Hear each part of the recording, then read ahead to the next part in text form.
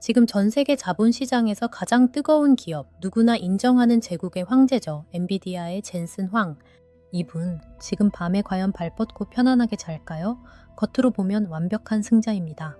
시가총액은 천문학적이고 전 세계 빅테크 기업들이 제발 칩 하나만 팔아달라며 현금 뭉치를 들고 줄을 서 있으니까요. 하지만 말입니다. 이 바닥판을 깊숙이 들여다보는 선수들은 전혀 다른 이야기를 합니다.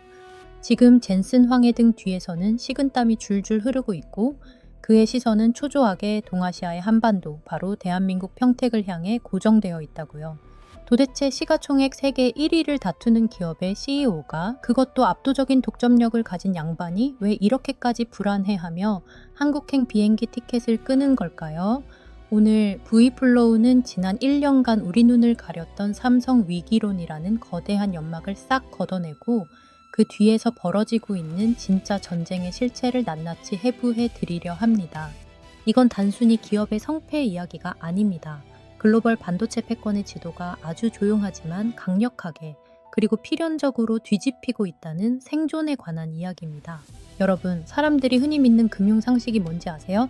1등이랑 손잡으면 무조건 안전하다는 겁니다. 엔비디아가 대만의 TSMC와 10년 넘게 끈끈한 동맹을 맺었으니 이 성벽은 절대 무너지지 않을 거라고 믿었죠. 하지만 그게 바로 엔비디아의 목을 죄는 금빛 수갑이 될 줄 누가 알았겠습니까? 지금 엔비디아가 처한 고통의 본질은 바로 병목입니다. 자, 여러분의 비즈니스 감각을 깨울 차가운 수치 하나를 공개하겠습니다. 2026년 현재 TSMC의 첨단 공정 수요 대비 공급량은 고작 33% 수준입니다. 전 세계에서 100개를 달라고 아우성인데 공장이 꽉 막혀서 33개밖에 못 찍어내고 있다는 소리입니다. 젠슨 황 입장에서는 주문서가 산더미처럼 쌓여 있는데 물건을 못 만들어서 매분기 수조 원의 기회비용을 날리고 있는 겁니다. 상황이 이렇다 보니 하청업체였던 TSMC는 이제 슈퍼갑으로 돌변해 가격과 물량을 마음대로 휘두르고 있습니다. 이 화려한 감옥에서 탈출하기 위해 젠슨 황이 선택할 수 있는 유일한 동합줄, 그게 바로 우리가 무거운 공룡이라 비웃던 삼성전자입니다. 삼성이 하이닉스한테 HBM 주도권 다 뺏긴 거 아니야? 라고 생각하시죠? 네, 지금까지는 그랬을지 모릅니다. 하지만 여기서부터 진짜 재미있어집니다. 기술의 규격이 HBM4로 넘어가는 순간 기존의 동맹은 족쇄가 되고 모든 공정을 한 손에 쥔 삼성전자는 전 세계 유일의 구원자로 격상됩니다. 오늘 영상에서는 젠슨 황이 왜 거만함을 버리고 삼성 부스에 가서 승인 사인을 남겨야만 했는지, 그리고 삼성의 4나노 로직 다이 수율 90% 돌파라는 수치가 왜 글로벌 반도체 판도를 뒤흔드는 핵폭탄인지 그 구조적인 필연성을 완벽하게 증명해 드리겠습니다. 이 흐름을 이해하지 못하면 여러분은 다가올 거대한 부의 이동에서 낙오될 수밖에 없습니다. 뜬구름 잡는 소리가 아니라 마케터의 눈과 경제학자의 수치로 낱낱이 파헤쳐 드리겠습니다. 자, V플로우 시작합니다. 자, 이제 본격적으로 젠슨 황이 왜 그토록 급하게 한국행 비행기에 몸을 실었는지 그 비밀스러운 속사정부터 파헤쳐 보겠습니다. 겉보기에 엔비디아는 전 세계 AI 시장을 집어삼킨 포식자입니다. 하지만 그 포식자의 발목에는 지금 아주 무겁고 화려한 금빛 수갑이 채워져 있습니다. 그 수갑의 이름이 바로 대만의 TSMC입니다. 대본율 종료. 여러분, 비즈니스의 세계에서 가장 위험한 게 뭔지 아십니까? 바로 대체 불가능한 파트너를 두는 겁니다. 지금까지 젠슨 황은 TSMC라는 세계 최고의 파운드리 덕분에 지금의 위치에 올랐습니다. 하지만 상황이 바뀌었습니다. 2026년 현재 TSMC는 더 이상 엔비디아의 든든한 조력자가 아니라 엔비디아의 성장을 가로막는 가장 큰 병목이 되어버렸습니다. 여기서 여러분이 꼭 아셔야 할 충격적인 지표가 하나 있습니다. 현재 엔비디아의 최신 칩인 블랙웰과 차세대 루빈 플랫폼을 만들기 위해선 초워스라고 불리는 첨단 패키징 공정이 필수입니다. 그런데 이 공정의 수요 대비 공급량이 고작 33%에 불과합니다. 쉽게 비유해볼까요? 여러분이 세상에서 제일 맛있는 빵 레시피를 가지고 있고 손님들은 가게 밖으로 수킬로미터 줄을 서 있습니다. 그런데 빵을 구워낼 오븐이 전 세계에 딱 하나뿐인데 그 오븐 주인이 지금 자리가 없으니 하루에 딱 3개만 구워줄게 라고 배짱을 부리는 상황인 겁니다. 젠슨 황 입장에서는 미치고 팔짝 뛸 노릇이죠. 전 세계 빅테크 기업들이 현금 따발을 들고 와서 제발 칩 하나만 팔아달라고 애원하는데 공장이 없어서 물건을 못 주고 있는 겁니다. 이 상황이 되자 TSMC는 슈퍼갑으로 돌변했습니다.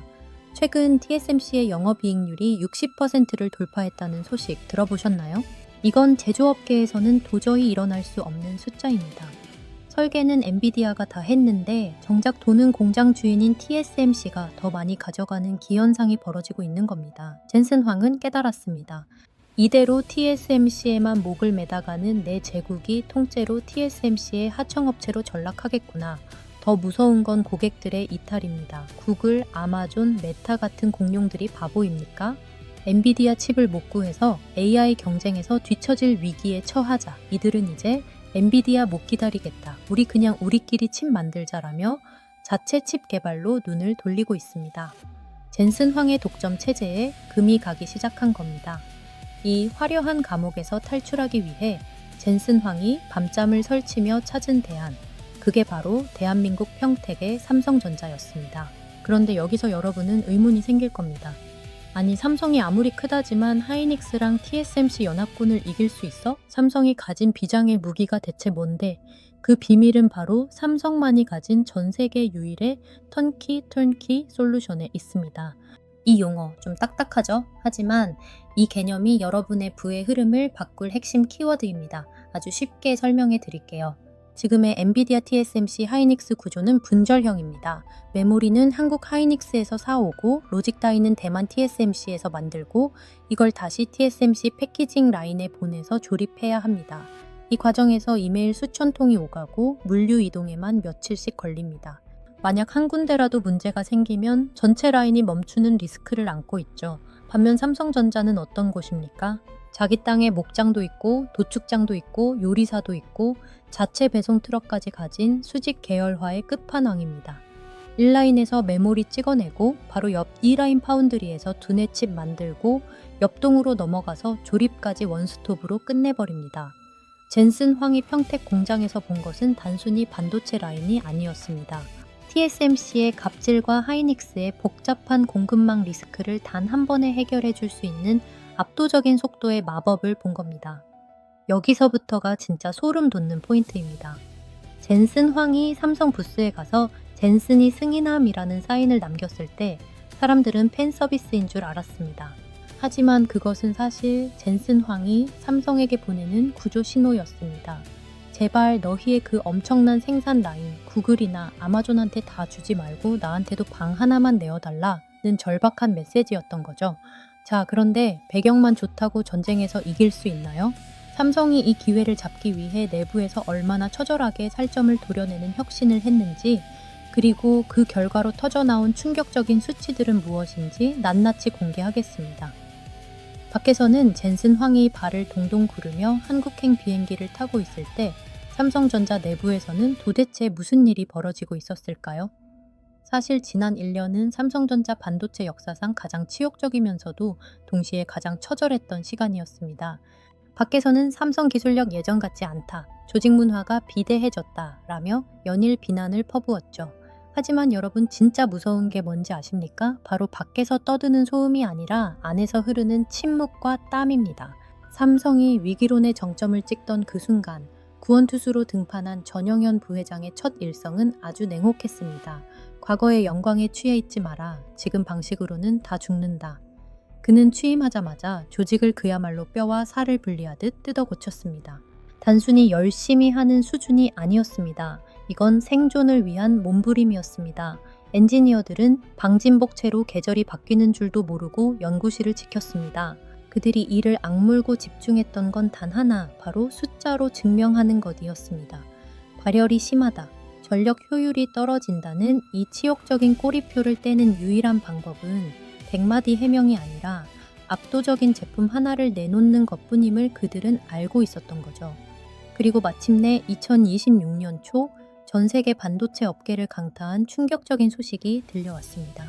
삼성전자가 HBM4 공정의 핵심인 로직 다이의 수율 문제를 완벽하게 해결했다는 뉴스였습니다. 여기서 잠깐, 로직 다이가 대체 뭔데 그렇게 난리야? 라고 생각하시는 분들을 위해 아주 쉽게 설명해 드릴게요. 지금까지의 HBM이 단순히 데이터를 저장하는 고층 아파트였다면 차세대 규격인 HBM4부터는 이 아파트의 1층, 즉 기초 공사가 완전히 달라집니다.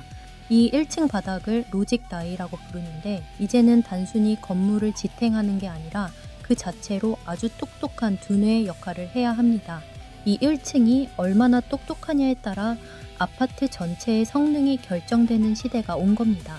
문제는 이 똑똑한 1층을 만들려면 메모리 공정이 아니라 초미세 시스템 반도체 공정이 필요하다는 거예요.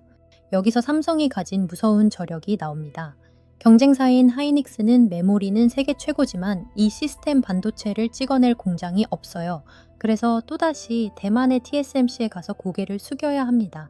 우리 HBM4를 만들어야 하는데 밑바닥 로직 다이 좀 만들어 주세요 라고요. 그런데 삼성은 어떻습니까? 우리는 우리 공장에서 우리 기술인 4나노 공정으로 직접 만든다 라고 선언했습니다. 처음엔 다들 비웃었습니다. 삼성 파운드리 수율 안 나온다며? 그게 제대로 되겠어? 라고요. 하지만 뚜껑을 열어보니 어땠습니까? 삼성이 자체 생산한 4나노 로직 다이의 수율이 무려 90%를 돌파해버린 겁니다. 이건 단순히 부품 하나 잘 만들었다는 뜻이 아닙니다. 우리는 이제 TSMC 도움 따위 필요 없다. 우리끼리 북치고 장구치고 다 해도 세계 최고 성능이 나온다는 기술 독립 선언이나 다름없습니다. 젠슨 황 입장에서는 눈이 번쩍 뜨이는 소식이죠. TSMC에 목매지 않아도 되는 완벽한 대안이 그것도 하이닉스 TSMC 연합군보다 훨씬 빠른 속도로 물건을 뽑아낼 수 있는 괴물이 등장했으니까요. 실제로 삼성 평택 캠퍼스 안에서는 마법 같은 일이 벌어지고 있습니다. TSMC와 하이닉스가 서로 이메일을 주고받으며 회의 날짜를 잡고 있을 때 삼성은 구내식당에서 메모리 팀장과 파운드리 팀장이 밥 먹으면서 야, 설계 이렇게 바꾸자 라고 말하고 그날 오후에 바로 수정에 들어갑니다. 물류 이동 시간 제로, 소통 비용 제로, 이 압도적인 속도와 효율이 바로 턴키 솔루션의 실체입니다. 뷔페 비유, 인포그래픽 적용. 사람들이 진짜 모르는 게 뭐냐면요.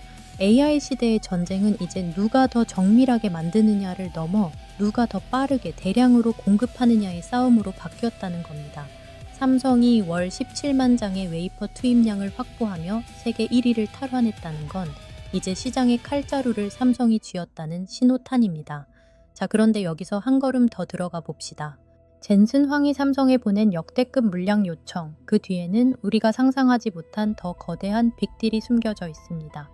단순히 칩을 사고 파는 문제가 아니라 전 세계 AI 인프라의 지도를 다시 그리는 엄청난 계획 말이죠. 다음 파트에서는 젠슨 황과 삼성이 손을 잡고 준비 중인 최후의 승부수, 그리고 이 전쟁의 최종 승자가 누가 될 것인지에 대한 결론을 내어드리겠습니다. 이제 결론을 내려야 할 시간입니다. 여러분, 반도체 전쟁의 성격이 완전히 바뀌었습니다. 지난 수십 년 동안 반도체 시장은 메모리는 메모리끼리, 파운드리는 파운드리끼리 싸우는 일종의 동네 축구였습니다. 각자의 영역에서 1등만 하면 됐죠. 하지만 AI라는 거대한 파도가 덮치면서 경기장 자체가 바뀌었습니다. 이제는 메모리와 파운드리 그리고 패키징이 한 몸처럼 움직여야 하는 하이브리드 전쟁의 시대가 온 겁니다. 이 새로운 경기장에서 다른 선수들의 상태를 한번 볼까요? 대만의 TSMC는 파운드리만 할 줄 압니다. SK 하이닉스는 메모리만 할 줄 알죠. 하지만 삼성전자는 어떻습니까? 전 세계에서 유일하게 이 모든 것을 한 손에 쥐고 흔들 수 있는 기업입니다. 여러분, 사람들이 진짜 모르는 게 뭐냐면요. 젠슨 황이 평택 공장에 와서 남겼던 젠슨 어프로브드, 즉 젠슨이 승인했다는 그 사인의 진짜 의미입니다. 당시엔 다들 팬 서비스라고 웃어 넘겼지만 지금 돌이켜보면 그건 1등 기업의 여유가 아니었습니다. 그건 삼성에게 보내는 합격 통지서가 아니라 다가올 미래에 자신을 제발 파트너로 받아달라는 입학원서였던 겁니다. 에이, 그래도 하이닉스가 수익성은 더 좋지 않아? 라고 반박하고 싶으신 분들 계시죠? 자, 이제 마케터의 눈으로 계산기를 한번 두드려 봅시다. 2026년 1분기 기준으로 삼성전자의 낸드 플래시 마진율이 얼마인지 아십니까? 무려 40살 50%에 육박합니다. AI 열풍으로 HBM만 뜨는 게 아니라 대용량 데이터를 저장할 SSD와 낸드 시장까지 폭발하고 있거든요. 여기에 결정타가 있습니다. 삼성전자의 HBM 웨이퍼 투입량이 월 17만 장을 돌파했습니다. 경쟁사인 하이닉스의 16만 장을 넘어서며 생산 능력 면에서 세계 1위 자리를 탈환한 겁니다. 이 만장의 차이를 가볍게 보시면 안 됩니다. 반도체 전쟁은 결국 물량 전쟁입니다. 아무리 설계가 좋아도 제때 찍어내지 못하면 그림의 떡이죠. 전 세계 빅테크들이 누구에게 먼저 전화를 걸어야 할지 답은 이미 나와 있는 셈입니다. 삼성은 여기서 멈추지 않습니다. 2026년 말까지 생산 능력을 월 25만 장 수준까지 확대하겠다고 선포했습니다. 평택 4공장이라는 거대한 현금 인출기가 본격적으로 가동되기 시작한 겁니다. 여러분, 제가 오늘 영상 초반에 뭐라고 말씀드렸죠? 부의 흐름을 읽으려면 대중의 소음이 아니라 구조적인 필연성을 보라고 했습니다. 지금 삼성전자가 가는 길은 단순한 주가 회복이 아닙니다. 전 세계 AI 인프라의 생사 여탈권을 쥐는 과정입니다. 젠슨 황이 왜 역대급 물량을 삼성에 요청했을까요? 단순히 하이닉스 물량이 부족해서일까요? 아닙니다. 삼성의 턴키 솔루션을 쓰지 않으면 차세대 칩인 루빈의 출시 일정 자체를 맞출 수 없다는 계산이 끝났기 때문입니다. 이제 여러분께 묻고 싶습니다. 지난 1년 온갖 수모와 조롱 속에서도 묵묵히 칼을 갈아온 이 거대한 공룡의 부활을 보면서 여러분은 어떤 결정을 내리시겠습니까? 비즈니스의 세계에서 가장 어리석은 건 이미 지나간 숫자에 일희일비하는 겁니다. 진짜 고수들은 숫자가 만들어지는 공정과 공급망을 봅니다. 어둠이 깊을수록 새벽은 더 찬란하게 밝아옵니다. 삼성전자 임직원들이 방진복 속에서 흘린 땀방울이 이제 천천조 원이라는 거대한 결실로 돌아오고 있습니다. 판은 뒤집혔고 공은 이미 쏘아 올려졌습니다. 과연 여러분은 이 거대한 부의 플로우에 올라타시겠습니까? 아니면 이번에도 멀리서 박수만 치시겠습니까? 세상의 소음은 잠시 꺼두셔도 좋습니다. 본질은 명확합니다.